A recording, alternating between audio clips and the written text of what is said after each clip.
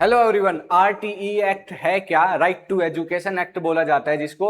ये आया कब? आरटीई एक्ट आया कब? इसके अंदर क्या क्या चेंजेस आए, सब स्टार्टिंग इसकी कहाँ से और इसके अंदर कौन कौन से एक्ट जोड़े गए, आज वही इस क्लास में हम पढ़ेंगे। स्टार्ट करते हैं इसकी जर्नी के बारे में। 2002 में 86th अमेंडमेंट आया।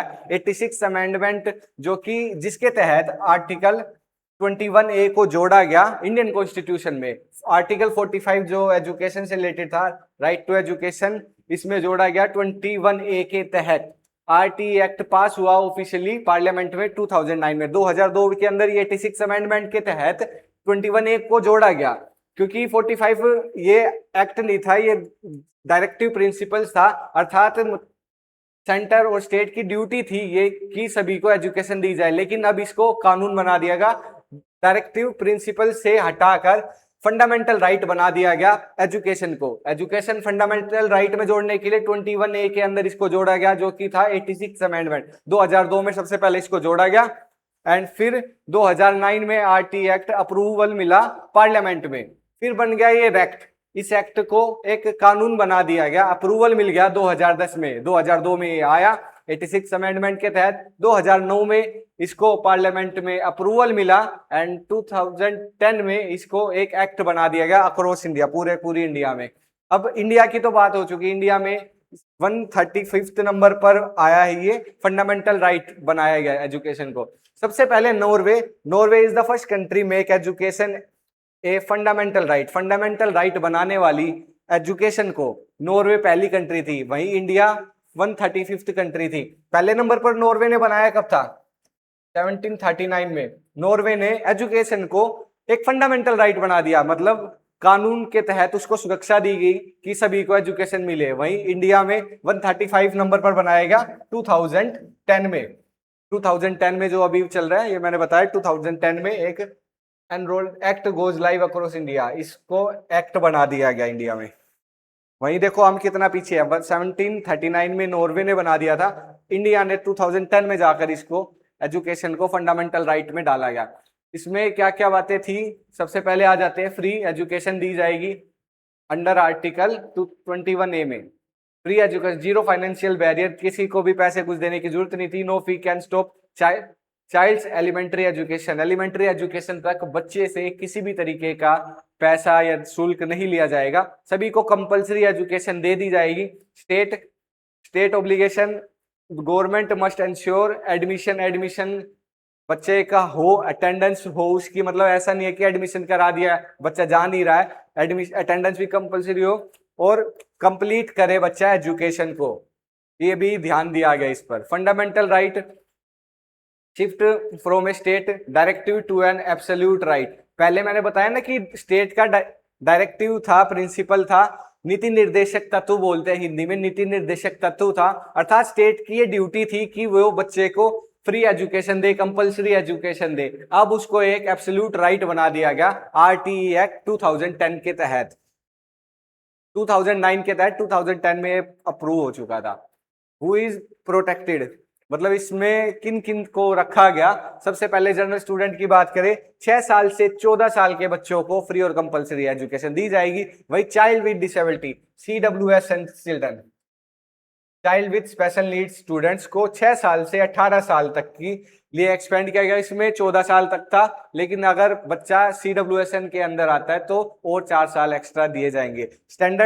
Standard free and compulsory elementary education, elementary education तक फ्री एजुकेशन दी जाएगी। वही एक्सपेंड किया गया इसको इंक्लूजन एजुकेशन प्रिंसिपल। इंक्लूजन का अर्थ है हमें सभी को ऐड करना, भले बच्चा किसी भी फिजिकल मतलब या फिर फिजिकल बैरियर से पीड़ित हो या फिर किसी भी बैकग्राउंड से आ रहा हो, चाइल्ड विद स्पेशल नीड हो, तो हमें उनको भी ऐड करना है। इंक्लूजन का अर्थ यही होता है। राइट एज, राइट क्लास, सही उम्र में हमें बच्चे को सही कक्षा में डालना है। ऐसा नहीं है कि बच्चे की उम्र ज्यादा हो गई है तो उसको भी फर्स्ट क्लास में डालकर स्टार्टिंग से एजुकेशन दी जाए, नहीं, उसके एज के अकॉर्डिंग उसको उसकी क्लास में डाला जाएगा।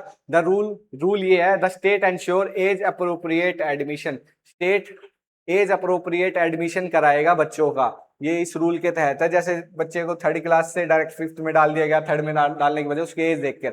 एग्जाम्पल भी है, real world example, a child 10 year old साल का था, 10 ईयर ओल्ड था, attended school is admitted straight to the class situation for their age, class 1, class 5th, not class 1, 10 साल का बच्चा था तो उसका एडमिशन हुआ तो डायरेक्ट क्लास 5th में एडमिशन करा दिया गया। उसको एक्स्ट्रा सपोर्ट या फिर एक्स्ट्रा थोड़ी एजुकेशन में उसकी हेल्प की जाए, उसको सेल्फ फोल्ड किया जाए, उसकी सहायता की जाए ताकि वो उसकी एज के साथ वाले बच्चों के साथ रहकर पढ़ सके।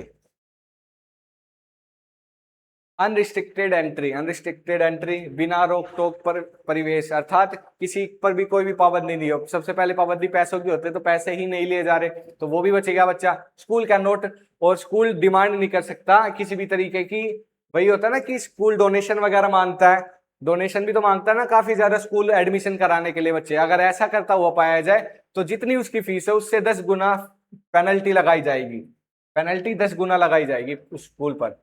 And no age proof denial, the lack of birth certificate can not stop admission. बच्चे के पास काफी बार ऐसा होता है ना कि पहले के टाइम में एडमिशन मना कर देते थे कि आपकी एज, हमारे पास एज का पता नहीं चल रहा, बर्थ सर्टिफिकेट आपका है नहीं हमारे पास, तो डॉक्यूमेंट्स के थ्रू बच्चों को निकाल देते थे। तो वो भी नहीं होगा अब, भले ही बर्थ सर्टिफिकेट हो या ना हो उसके बिहाफ पर भी एडमिशन करा लिया जाएगा। नो स्क्रीनिंग टेस्ट, ऐसा भी करते हैं काफी ज्यादा स्कूल की इंटरव्यू लेते हैं बच्चे का या फिर पेरेंट्स का। जो स्टार्टिंग में गवर्नमेंट स्कूल थे ना उनमें कोई भी किसी भी तरीके का एडमिशन नहीं होगा, वरना फिर जिनके माता पिता नहीं पढ़े तो उनके बच्चे भी नहीं पढ़ पाएंगे, तो ये फिर तो ये चैन बन जाएगी, फिर कोई पढ़ ही नहीं पाएगा। तो अगर ऐसा कोई करता हुआ पाया गया तो पेनल्टी लगाई जाएगी 25,000, और अगर पहली बार भी मिला तब भी। नेक्स्ट आ जाते हैं अब हम प्रोग्रेसिव एंड प्रोटेक्शन। तो इसमें क्या क्या चीजें थी, जीरो हरासमेंट, सेक्शन भी एग्जाम्स में आ जाते हैं, जीरो हरासमेंट, हरासमेंट नहीं की जाएगी। स्ट्रिक्ट प्रोहिबिटेड, फिजिकल पनिशमेंट जो देते हैं ना, और या फिर मेंटल हरासमेंट भी किया जाता है बच्चों का, फिजिकली भी मारा जाता है, पीटा जाता है, या मेंटली टॉर्चर भी किया जाता है काफी बार बच्चों को, तो सेक्शन 17 के तहत उनको ना सजा दी जाएगी। नो डिटेंशन पॉलिसी, ये जरूरी है, नो डिटेंशन पॉलिसी सेक्शन 16 के अंदर आता है। ओरिजिनल था 2009 में रूल था, नो चाइल्ड कैन फेल और held until class 8th class तक किसी भी बच्चे को फेल नहीं किया जाएगा। 2009 में आया था, अब 2019 में आ चुका है amendment. Automatic promotion is no longer mandatory, पहले 2009 में था कि 8वीं क्लास तक किसी भी क्लास बच्चे को फेल नहीं किया जाएगा, मतलब डिटेंशन नहीं किया जाएगा, फेल किया ही नहीं जाएगा। अब आ चुका अमेंडमेंट किया गया 2019 में, 2009 का रूल था, 19 में अमेंडमेंट किया गया। State can now detain student in class 5th and 8th, class 5वीं और क्लास 8वीं क्लास में बच्चे को री एग्जाम दिलाकर, अगर बच्चा री एग्जाम देने के बाद भी पास नहीं हो पा रहा, बच्चे को इतना दिया जाएगा कि री एग्जाम करा लिया जाए, अगर फिर भी पास नहीं हो रहा तो उसको फेल कर दिया जाएगा, उस क्लास में रोका जाएगा। तो इसमें भी अमेंडमेंट किया गया।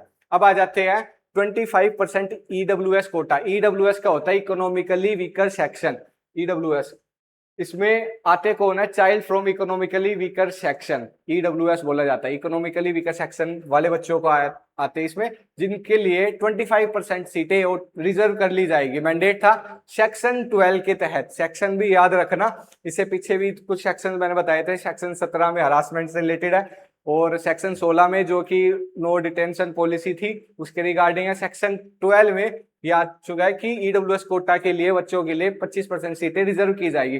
Private unaided school must reserve 25% their class first, पहली क्लास में जब एडमिशन कराया जाता है तो उसमें 25% सीटें रिजर्व कर ली जाती है। वही एक्सपेक्टेशंस है कुछ, इसमें एक्सेप्शंस है थोड़ी, sorry, and applied to standard school, standard schools के अंदर ही होगा, केवल रिलीजियस स्कूल या रिलीजियस या फिर माइनॉरिटी इंस्टीट्यूशंस है उनमें जरूरी नहीं है कि वो 25% रिजर्व दे सीटें, मैंडेटरी उसमें नहीं होगा, नॉर्मल स्कूल में होगा। स्कूल्स डिस्टेंस नॉर्म, स्कूल्स कितनी दूरी पर होना चाहिए, जैसे छोटे बच्चे होते हैं, छोटे बच्चे, ये हमारा घर है, बच्चों के घर से 1 किलोमीटर की दूरी तक स्कूल होना चाहिए, प्राइमरी स्कूल 1 किलोमीटर के रेडियस के अंदर 1 किलोमीटर, ताकि छोटे बच्चे स्कूल तक इजीली जा सके। और वहीं प्राइमरी, अपर प्राइमरी, प्राइमरी में तो 1 किलोमीटर, अपर प्राइमरी में 3 किलोमीटर बढ़ा दिया कि हर 3 किलोमीटर के रेडियस में स्कूल एक होना चाहिए। यहाँ 3 किलोमीटर की दूरी पर स्कूल है, फिर उसके बाद 3 किलोमीटर दूरी पर स्कूल है, ऐसे ही काफी ज्यादा स्कूल होने चाहिए 3-3 किलोमीटर पर अपर प्राइमरी। प्राइमरी की संख्या थोड़ी और ज्यादा होनी चाहिए ताकि छोटे बच्चे इजिली ट्रेवल कर सके। मैंडेटरी रिकॉग्निशन सेक्शन 18 भी ये याद रखना, no school can operate without government recognition, government से रिकॉग्निशन प्राप्त की जानी चाहिए, गवर्नमेंट के द्वारा अप्रूवल मिलना चाहिए, उसके बाद स्कूल चल सकता है। अगर अप्रूवल बिना लिए स्कूल चला रहे तो फाइन कितना होगा? 1 लाख का फाइन कर दिया जाएगा, 1 लाख की पेनल्टी होगी। और हर रोज पेनल्टी लगने के बाद अगर फाइन नहीं भर, फाइन बिना भरे स्कूल चल रहा है तो पर डे के अकॉर्डिंग 10,000 फाइन और बढ़ा दिया जाएगा। पेनल्टी लग गई, स्कूल बंद करने का निर्देश आ गया, फिर उसके बाद भी स्कूल चल रहा है तो पर डे का 10,000 पैसा और बढ़ता रहेगा फाइन में। द मैनेजमेंट कमिटी, स्कूल प्रबंधन समिति भी होनी चाहिए। मैनेजमेंट, जो स्कूल का मैनेजमेंट देखे उसमें रेशो ही होता है 75 और 25 का। सेक्शन ये भी याद रखना 21 के अंदर आता है।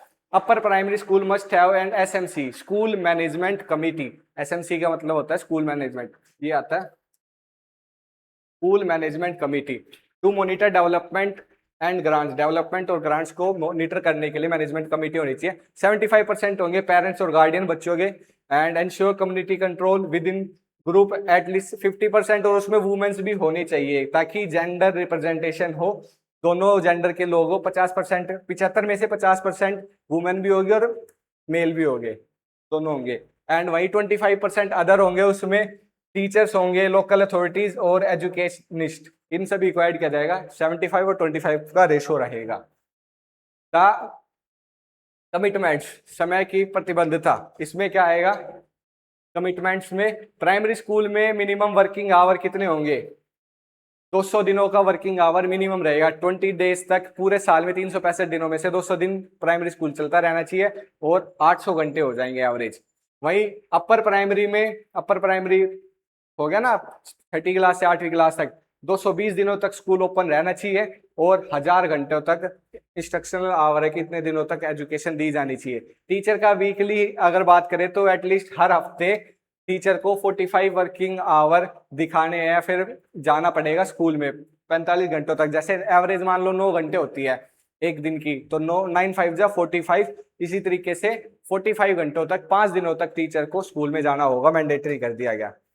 प्यूपिल teacher ratio, PTR, प्यूपिल teacher ratio होता है मतलब कितना एक क्लास में स्टूडेंट और टीचर का रेशो रहने वाला। प्राइमरी स्कूल की बात करें 1:30 होगा, वहीं अपर प्राइमरी की बात करें 1:35 होगा। इसका मतलब है 1:30 का मतलब है एक टीचर होगा 30 बच्चों पर। वहीं उसी तरीके से जैसे 2 बच्चे होंगे, 2 टीचर होंगे 60 स्टूडेंट पर, 3 टीचर होंगे 90 स्टूडेंट, और वहीं 90 से जैसे एग्जांपल दिया 91 भी टीचर, 91 भी स्टूडेंट हो गए तो 90 के अंदर तो 3 टीचर होते, वहीं 91 स्टूडेंट्स हो गए तो 4 टीचर रखने मैंडेटरी कर दिए हैं। तो इस तरीके से ऐसा नहीं होगा कि प्रेशर नहीं आएगा किसी पर भी पढ़ाने का। उसी तरीके से अपर प्राइमरी 1:35 होगा। एंड एक और है रूल, अगर 200 से ज्यादा इंस्टीट्यूट में अगर एक क्लास में बच्चे हैं, school exceed 20+ students and the ratio shift 1:40, student का और टीचर का रेशो 1:40 हो जाएगा, सॉरी टीचर और स्टूडेंट का रेशो 1:40 हो जाएगा अगर बच्चे 200 से ज्यादा है। टीचर ड्यूटीज, टीचर्स की ड्यूटी कहाँ कहाँ पर दी जा सकती है? आप सभी सोचते होंगे अगर गवर्नमेंट जॉब लग जाए तो कहाँ कहाँ पर हमें ड्यूटी करनी पड़ सकती है और कहाँ कहाँ पर नहीं करनी पड़ेगी, तो इनके बारे में पता होना चाहिए।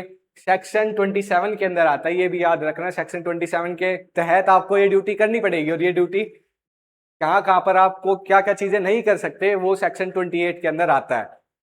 तो डेसिनियल एंड सेंसस, सेंसस ऑपरेशन, डेसिनियल और सेंसस ऑपरेशन में भी सेंसस की होती है, तो उसमें भी आपको जाना पड़ सकता है। Disaster relief duties, disaster management या फिर ड्यूटीज के अंदर भी आपको जाना पड़ेगा। कोई आपदा गई प्राकृतिक और लोकल और नेशनल इलेक्शंस हुएंगे, उनमें भी आपकी ड्यूटी लग सकती है एज ए टीचर, आप टीचर हो तो।